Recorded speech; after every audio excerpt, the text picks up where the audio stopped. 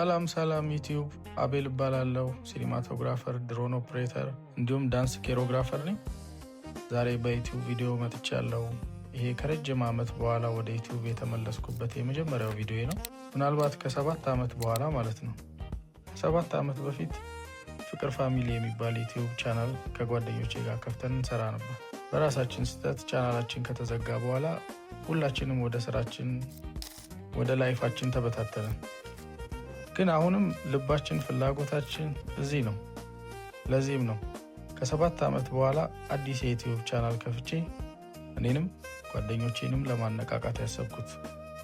ይሄ የመጀመሪያ ዩቲዩብ ቪዲዮ ነው።